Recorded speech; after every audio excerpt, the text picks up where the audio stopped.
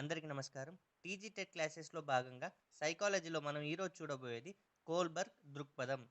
Kohlberg నైతిక వికాస సిద్ధాంతాన్ని ప్రతిపాదించాడు. అంటే థియరీ ఆఫ్ మోరల్ డెవలప్‌మెంట్. వ్యక్తిలో నైతిక వికాసం ఒక స్థిరమైన క్రమంలో సాగుతుందని తెలిపాడు. సో ఇక్కడ మనకు క్వెషన్ అడగవచ్చు. నైతిక వికాస సిద్ధాంతాన్ని ఎవరు ప్రతిపాదించారు అంటే కోల్బర్గ్. నైతిక వికాసంలో 3 స్థాయిలు ఉంటాయి. అంటే 3 లెవెల్స్. అలాగే 6 దశలు ఉంటాయి. అంటే 6 స్టేజెస్. ప్రతి స్థాయిలో 2 దశలు ఉంటాయి. అంటే ప్రతి లెవెల్‌లో గూడా 2 స్టేజెస్ అనేది ఉంటాయి. సో, ఇక్కడ మనం గనక చూస్తే పూర్వ సంప్రదాయిక నైతికత అంటే ప్రీ కన్వెన్షనల్ మొరాలిటీ. అలాగే సంప్రదాయిక నైతికత అంటే కన్వెన్షనల్ మొరాలిటీ. మూడవది ఉత్తర సంప్రదాయిక నైతికత అంటే పోస్ట్ కన్వెన్షనల్ మొరాలిటీ.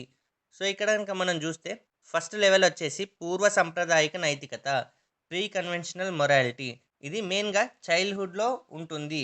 సో ఇక్కడ కనుక చూస్తే ఫస్ట్ స్టేజ్ వచ్చేసి దీంట్లో విధేయత శిక్ష ఓరియంటేషన్ అంటే ఒబీడియన్స్ అండ్ పనిష్మెంట్. ఇక్కడ శిక్షను తప్పించుకోవడానికి మాటను గౌరవిస్తారు.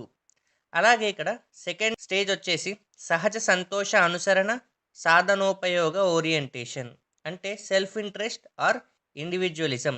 ఇక్కడ బహుమతులు పొందడం కోసం మాట వింటారు, స్వయం తృప్తి కోసం, అలాగే ఇష్టాలను తీరుస్తారు కాబట్టి మాట వింటారు. సో ఈ పాయింట్స్ అనేవి కూడా గుర్తుంచుకోవాలి. డైరెక్ట్ క్వశ్చన్ అనేది రావచ్చు టెట్ ఎగ్జామ్లో. సో తర్వాత సెకండ్ లెవెల్ కనుక మనం చూసినట్టయితే సాంప్రదాయిక నైతికత అంటే కన్వెన్షనల్ మొరాలిటీ. ఇది మనం ఎక్కువగా అడాలసెన్స్ ఆర్ అడల్ట్హుడ్లో చూడొచ్చు. సో ఇక్కడ మంచి బాలుడు బాలిక నైతికత good boy good girl morality.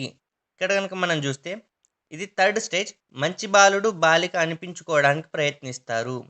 So అలాగే ఫోర్త్ స్టేజ్ కనుక మనం చూస్తే అధికారం సాంఘిక క్రమ నిర్వహణ నైతికత అంటే మెయింటైనింగ్ సోషల్ ఆర్డర్.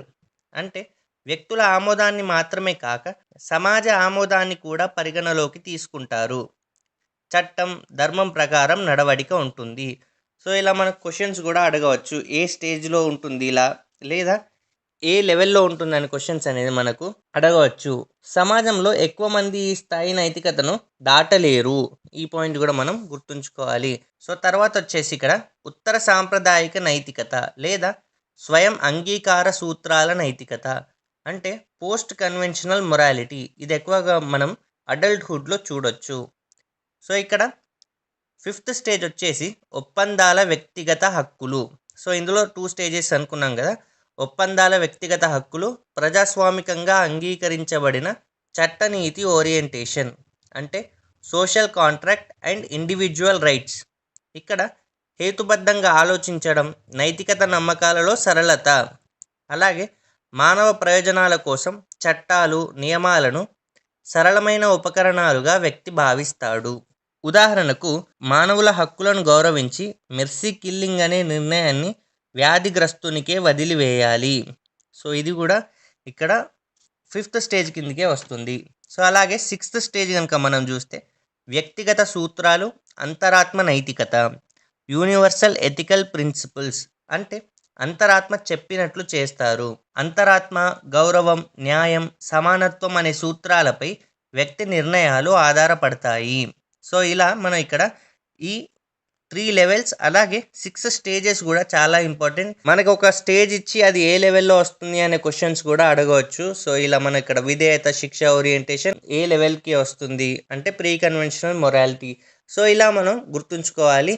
సో ఈ క్లాస్ కనుక మీకు నచ్చినట్టయితే లైక్ చేయండి వీడియోని. అలాగే ఇంకా ప్రిపేర్ అయ్యే వరకు షేర్ చేయండి.